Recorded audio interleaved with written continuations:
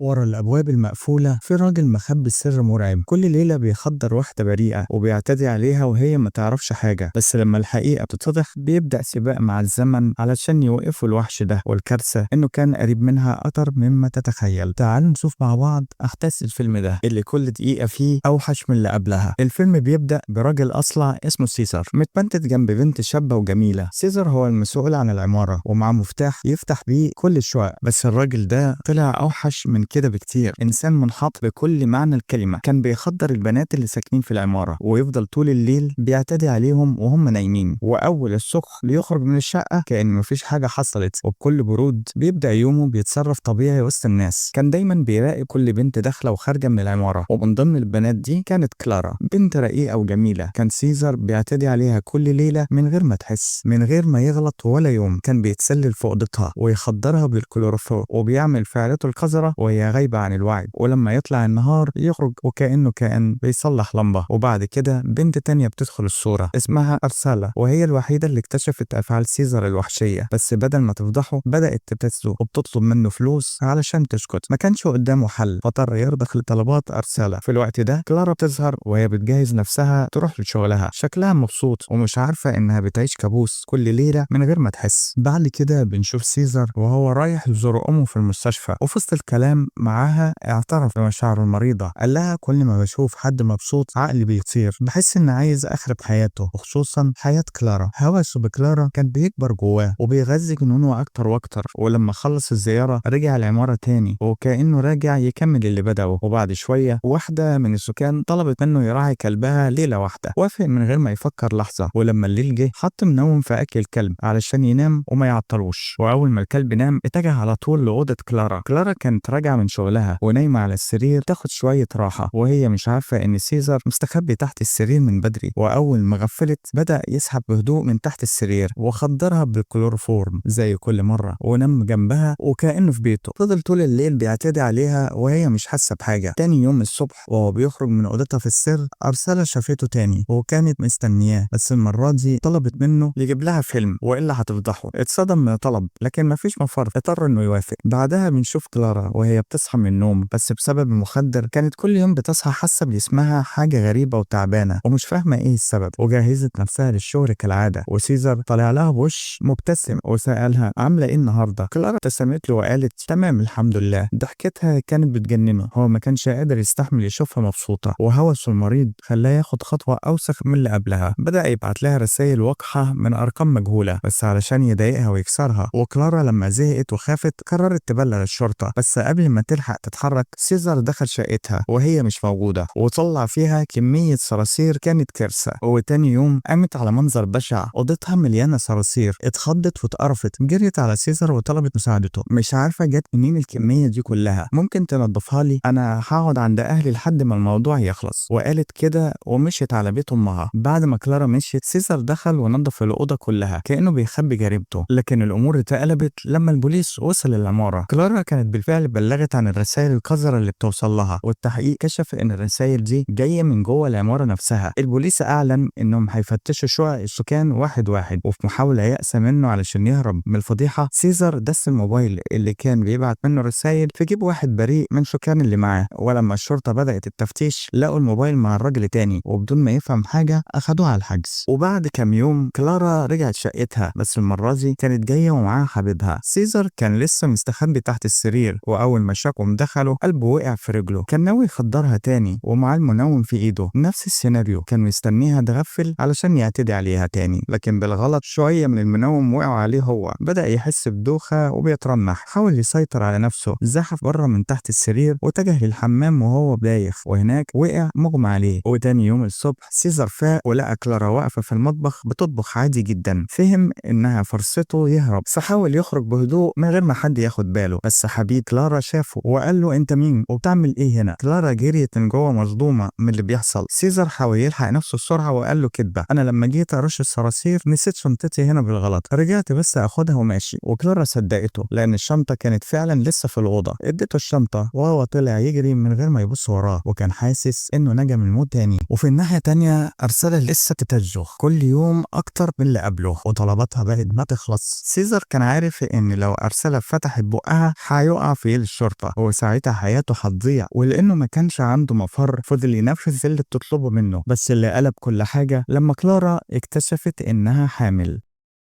كلارا كانت هادية بس حبيبها كان تايق ومتلخبط، قال وهو مش مصدق ازاي ده حصل. هو ما كانش معاها غير من 4 أيام بس شكل الجنين كان كأنه بقاله شهرين أو 3 جوه بطنها. كلارا كمان كانت مش فاهمة حاجة وكل حاجة حواليها بقت ملخبطة. وهم قاعدين بيتكلموا عن الحمل الغريب ده، سيزر كان مستخبي تحت السرير وسمع كل كلمة، وابتسامة شيطانية ظهرت على وشه. كان عارف الحقيقة من الأول، الجنين اللي في بطن كلارا كان ابنه هو. وبالليل لما كلارا وحبيبها ناموا، الراجل الأقرع دخل الأوضة وساب الكلوروفورم عليهم وبعدين هرب بسرعة. تاني يوم كلارا راحت شغلها عادي، وحبيبها وهو بينظف الأوضة لقى إزازة المنوم تحت السرير. اللي شافه خلاه يشك على طول في سيزر، لأنه عارف إن عنده مفتاح لكل شقة في العمارة. وبدأت الصورة تكمل في دماغه، وفهم الحقيقة البشعة إن الراجل ده كان بيخدر كلارا كل ليلة وكان بيعتدي عليها وهي نايمة، وإن الجنين اللي في بطنها ابنه هو. الدم غلي في عروقه وراح على سيزر بيصرخ فيه وهو بيولع من الغيظ. يا حقير، أنا عرفت كل حاجة عملتها بكلارا، انت جرحتها جرح ما تتوصفش، ودلوقتي مش هسيبك. وحصلت خناقة جامدة ما بينهم، بس للأسف سيزر قدر يغلبه وقتله ومسح كل حاجة ممكن توديه في داهية وهرب من مكان الجريمة. ولما الشرطة وصلت وبدأت التحقيق ما لقوش دليل واحد يدينه، وكلارا كانت منهارة جدا بعد ما حبيبها ده قتل قدامها كده. أمها جت وخدتها يمكن تبعدها عن الذكريات دي وتداوي وجعها. ولما سيزر شافها مكسورة كده لأول مرة حس بنشوة غريبة، لأنه طول الوقت كان عايز يشوفها تعبانة ومكسورة وما تبقاش سعيدة أبدا. وبعدها راح أوضة أرسلها وهددها، لو فتحت بقك مش هقتلك لوحدك، ده أنا همسح عيلتك من على وش الأرض. أرسلها خافت وسكتت للأبد. وعدت شهور وكلارا ظهرت على البحر، كانت ولدت طفل وشايلة ابنها بحضنها، فاكرة إنه آخر حاجة فاضلها من حبيبها اللي مات. في الوقت ده سيزر بعت لها جواب وكتب فيه كل حاجة عملها، وقال لها بوضوح الطفل اللي في حضنك ده يبقى ابني. كنت كل ليلة استخبى تحت سريرك، وأول ما تنامي أطلع وأخدرك واعتدي عليكي وانت مش حاسة بحاجة. كلارا لما قرت الجواب عقلها وقف من الصدمة، بصت في وش ابنها ولسوء حظها بدأت تشوف وش سيزر في ملامحه. وبالرغم كده مع إن قلبها مكسور حضنته وهي بتعيط ودموعها نازلة بغزارة ومش قادرة تمسك نفسها. وبكده تكون القصة خلصت. دي كانت حكايتنا النهاردة. لو الفيديو عجبك ما تنساش تعمل لايك وتكتب لنا رأيك في الكومنتات. سلام.